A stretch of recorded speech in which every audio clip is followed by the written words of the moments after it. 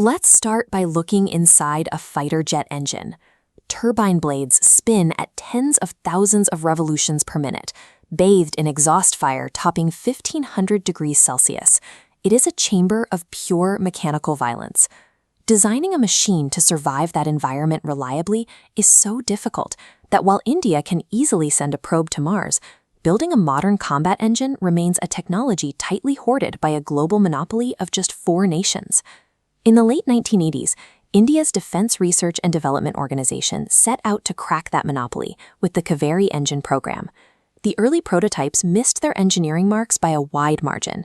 The core mandate was a strict weight limit of 1,100 kilograms, but the first iteration weighed in at a massive 1,423 kilograms. This diagram shows why. Excess mass grounded the project. A fighter jet demands a specific thrust-to-weight ratio to remain agile. When the power plant smashed through the maximum weight threshold, it compromised the aircraft's center of gravity and payload capacity. A nation can design a brilliant airframe, radar, and weapons suite, but without domestic control over the propulsion system, the entire platform remains dependent on foreign suppliers. Physics was only half the problem. The Kaveri program stalled because India lacked the domestic infrastructure to conduct full-scale tests on military engines. Without ground simulators, engineers were forced to crate up unproven prototypes and ship them overseas to Russia and France.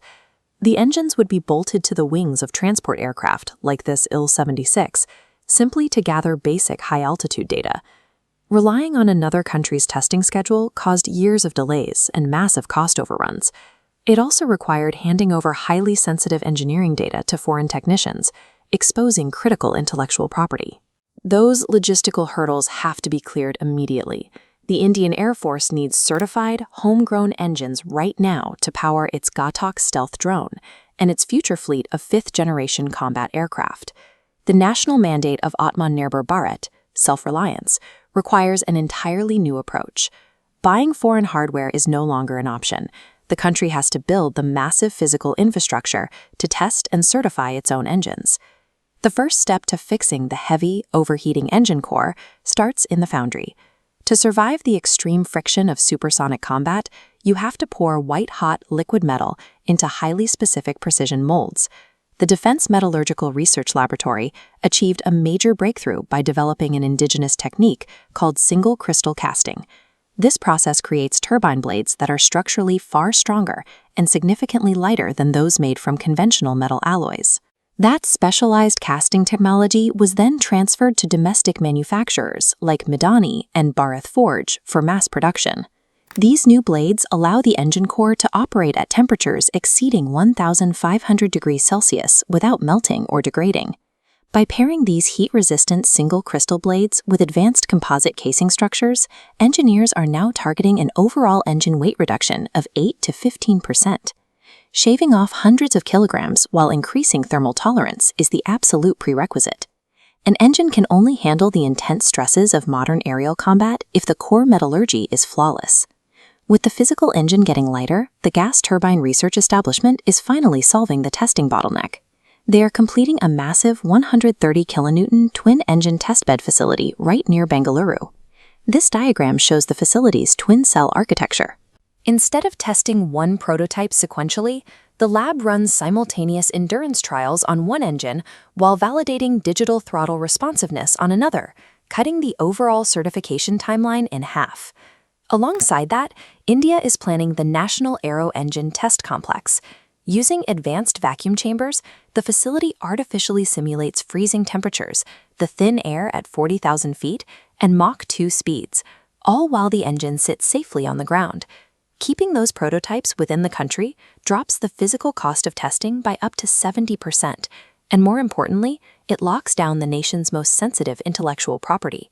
Building out these massive test complexes permanently ends the era of shipping engines abroad. India is actively positioning itself as an independent, globally recognized testing authority. All of that new material science and testing is already paying off. The core non-afterburning module, known as the Dry Kaveri, has completely stabilized its internal thermodynamics, consistently delivering a solid 49 to 51 kilonewtons of base thrust. But a baseline drone engine isn't enough. To push a heavy fighter jet through agile supersonic maneuvers, the pilot needs a sudden, massive injection of raw explosive power that a dry configuration simply cannot generate. To solve this, engineers formed a strategic partnership with Aerospace. By leveraging their expertise in supersonic cruise missiles, the team completely redesigned the afterburner section, permanently fixing a dangerous historical combustion instability known as screeching. That fix resulted in an immediate power jump. The engine recently hit 83 kilonewtons of wet thrust in testing, and the upcoming Kaveri 2.0 design targets an impressive 90 to 100 kilonewtons. Solving that specific combustion bottleneck instantly upgrades the Kaveri from a limited subsonic drone project into a highly viable high-thrust power plant for actual fighter jets. The schedule for deployment is incredibly strict. The Dry Kaveri variant is locked into a 2026 flight certification deadline, which will officially clear it to power the Ghatak stealth combat drones. For the much more powerful Kaveri 2.0, the strategy involves retrofitting older, limited-series light combat aircraft Tejas Mark I airframes to act as dedicated flying laboratories. Even with world-class ground simulators, you have to put the engine in the sky. In-air testing is the only way to accurately capture the real-time heat dissipation and mid-air fuel consumption metrics that vacuum labs cannot perfectly replicate. Taking that engine out of a sterile, controlled testing cell and successfully integrating it into a live Tejas fighter is the final, undeniable proof that the technology works in combat conditions. And the work doesn't stop with the Kaveri. The new testbeds in Bengaluru are laying the precise groundwork needed to develop the massive 120 kilonewton engines required for India's AMCA 6th-generation fighter program. India will likely partner with global aerospace giants to reach those massive thrust targets, but possessing domestic testing infrastructure ensures the country negotiates from a position of strength and retains full ownership of its intellectual property. The ripple effects are already hitting the private sector. New manufacturing contracts awarded to domestic firms like Godrej Aerospace and Tata are establishing an independent mass production supply chain for these core engine modules. The early decades of heavy prototypes and delayed tests served a specific purpose. They provided the brutal industrial testing ground required to forge a completely independent, sovereign aerospace manufacturing ecosystem.